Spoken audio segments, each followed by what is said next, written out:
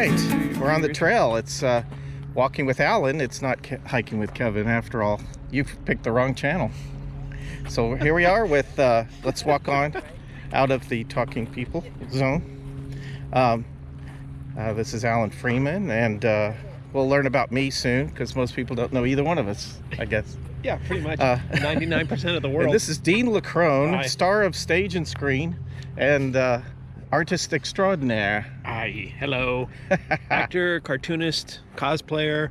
Yes, and hiker. And hiker. And now hiker here at Guajome. I'm probably mispronouncing Guajome Park in Oceanside, California. Beautiful, gorgeous terrain for hiking and losing yourself into the woods and then staying lost. Where some hillbilly family invites you into their home and then murders you. Yeah. The hills have eyes. The hills. And we're heading into the hills right now. The hills have trails. Take a look at this. It's January in Southern California. And you're all jealous. 360. Ooh, 360. Ah! Here we are. Let's rest. All right. Here's your walking stick. Oh, good old walking stick. I think I can look for some water with this thing too. So this is going to be a 30-mile hike today, and we're just getting started. What the? Let's talk about our first venture together. All right. How's that? Okay. We met in 2003. Yep. I was at Comic-Con. First time for me. I had worked on a covers and inking a comic for a guy I worked with.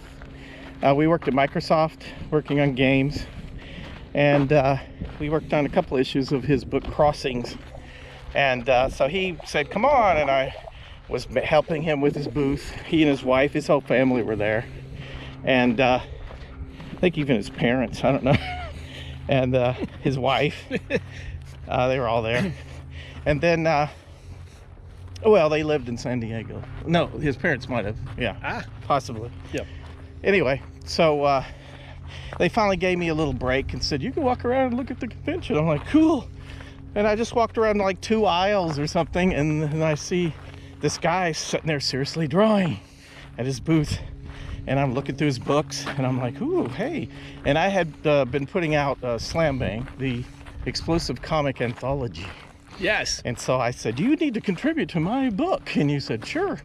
And then you did. You said a bunch of good stuff.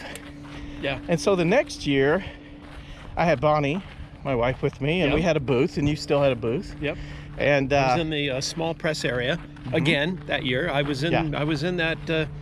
I had a table there for a number of years. Yeah. Yeah. And so I had a really good location, like on a big, that's right, freeway area. You got yourself a table as well in the small press area. And I remember that. Still didn't sell much, but I gave people directions and stuff. Yeah. And I helped you and Bonnie maneuver through San Diego. Yes, and I filmed you talking to us while you were driving. Right. That was funny. That's never distracting. Never distracting. For looking over at the camera. Exactly. While I slam into a semi-truck. But we survived. We did. We had multiple injuries, spent weeks in the hospital. Missed the show. Missed Comic-Con. But it was worth it. But I did make it to the zoo. Yeah, it was worth it. No, that was the year. Yeah, that was 2003.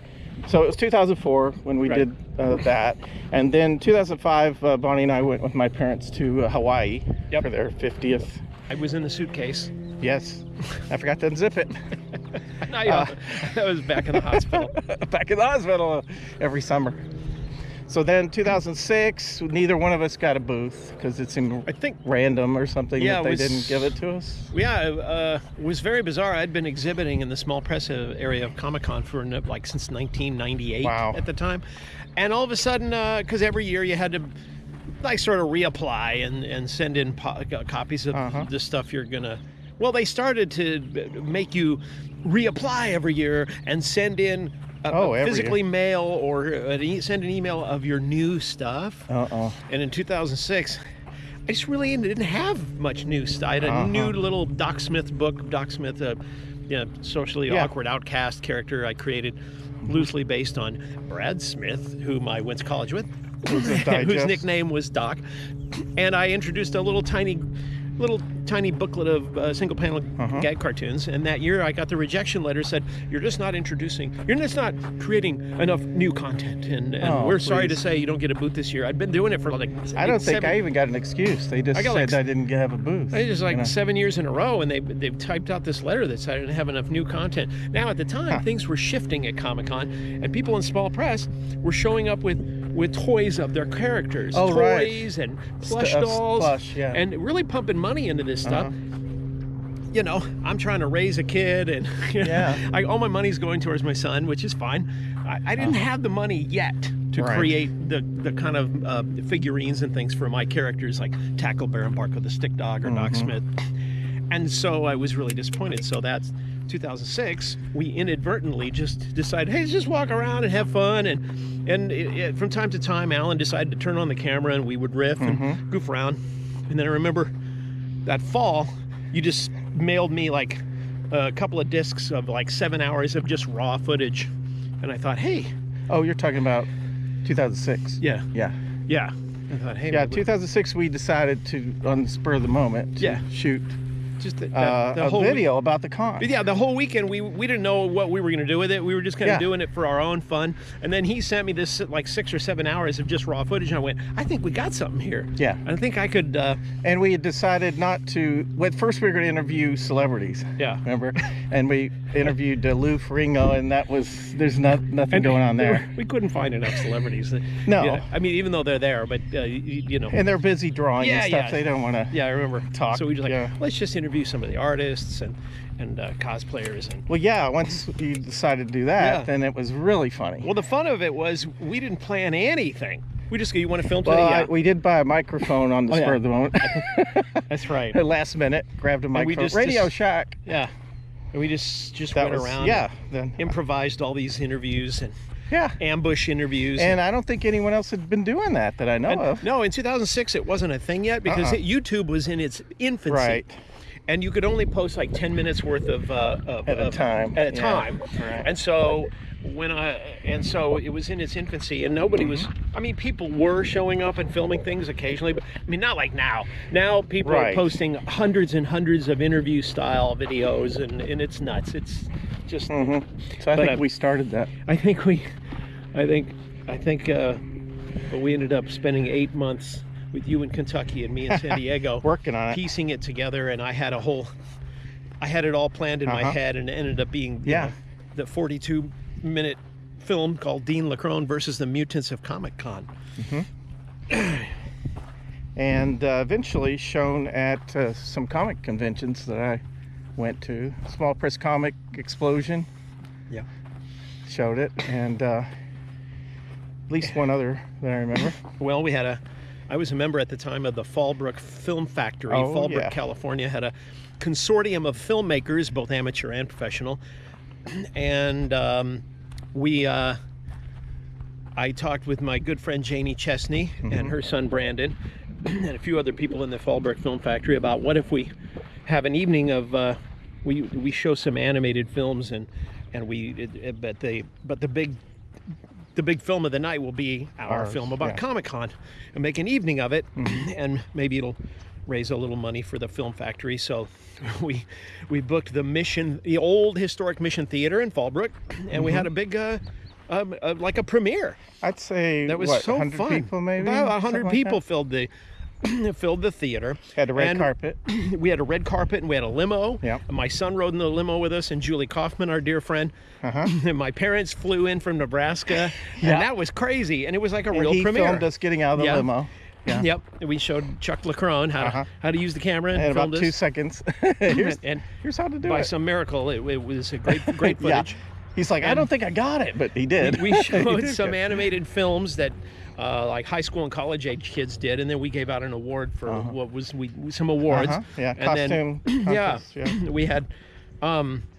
So other short films. Yeah, we had a few other short little things, and then we had our debut of our. Now you got to understand, when we screened our film, we hadn't experienced it in front of an audience yet, because I don't think you'd gone to any conventions yet to screen it.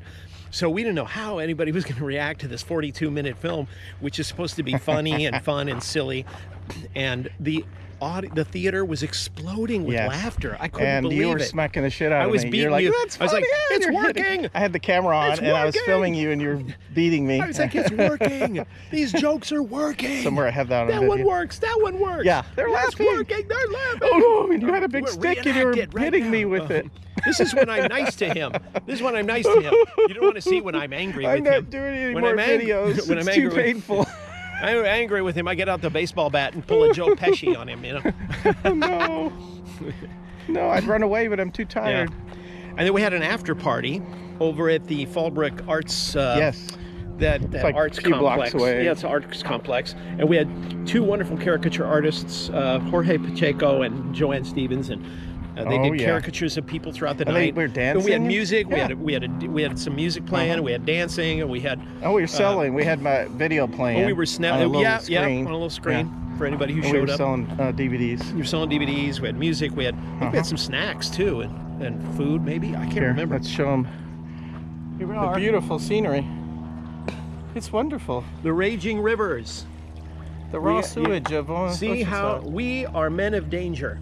Yes. We are explorers, and we are out in the wilderness, putting our lives and risks on our lives. We're gonna go whitewater rafting down this creek. The world's smallest raft. The whitewater rafting down this creek. There is a stream. Yeah. Well, it's going to be dangerous, Alan. Okay, let's don't do it. But we live for danger. That's right. Right. Let's don't do it. Let's just not do it too today. dangerous. We're just too busy filming. We'll get wet. Yeah, too. we might get wet. Yeah, Don't want to do that. I don't want to get wet. So. This is dangerous enough because sometimes people have horses. But we still live for danger because sometimes someone's riding a horse. Yeah. And they're just walking through here. That's but right. You never know when the horse could go turn insane and attack us with its hooves and start hitting Alan. I'm sure that's hooves. happened before. And like this. Not and the hit him with his hitting hooves. And the horse is like, get away, human. I'm going to pull this video over and I'm going to let you have it. And the horse. I'm going to come back there and let you have it. The horse like, oh, I don't like the look of that guy in the red shirt. Wilbur. Oh.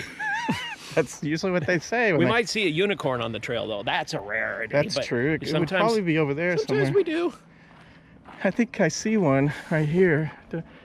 Up here somewhere. Yeah, probably. Looks like a good place for one. Inserted during editing.